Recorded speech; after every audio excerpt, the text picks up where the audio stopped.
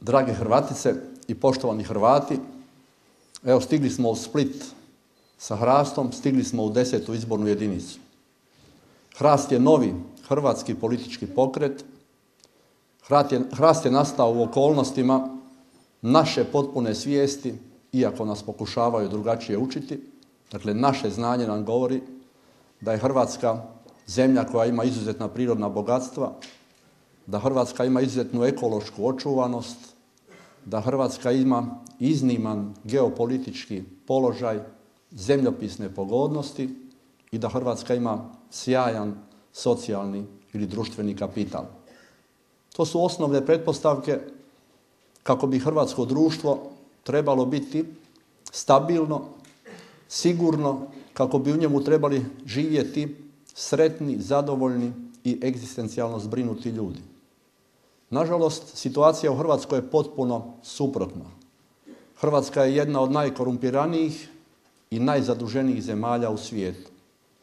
To se događa zbog toga što u našim državnim i društvenim institucijama sjede oni koji su anacionalni, asocijalni, nestručni i amoralni. Zbog toga je cilj Hrasta, a on okuplja sve stranke, udruge, organizacije i pojedince koji imaju dva osnovna kriterija.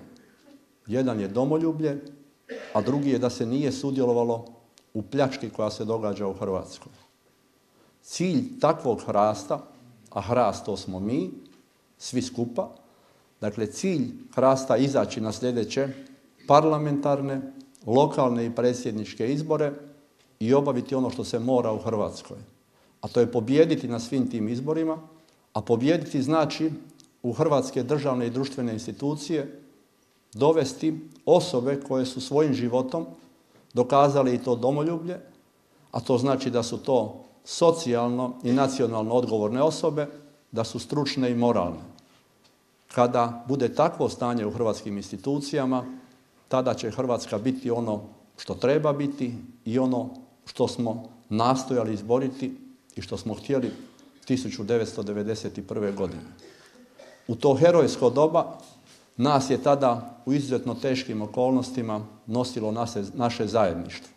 Svi znademo kakav je tada bio odnos snaga i da nam niko nije davao nikakve izglede za našu hrvatsku slobodu. Većinu posla smo tada obavili, međutim dopustili smo da u naše institucije dođu sve osobe koje nisu onakve kakve sam malo prije naveo. Dakle, na neki način, budući smo imali slobodu i obranili je 1991. godine, odgovornost za to što se događa sa našom državom, našim društvom, našim institucijama prvenstveno je na nama. U proteklih 20 godina neprekidno nas nastoje uvjeravati kako smo nesposobni, kako ne možemo živjeti sami, kako ne možemo koristiti goleme hrvatske potencijale, kako nismo u stanju upravljati sami sa sobom i svojom sudbinom, kako nismo u stanju donositi odluke o uspješnoj hrvatskoj budućnosti. To nam govore oni koji su dokazali da su sa ovakvim hrvatskim potencijalima nesposobni. Cilj takvih laži jest ubiti naš moral, ubiti naše zajedništvo, proširiti jedno opće beznađe.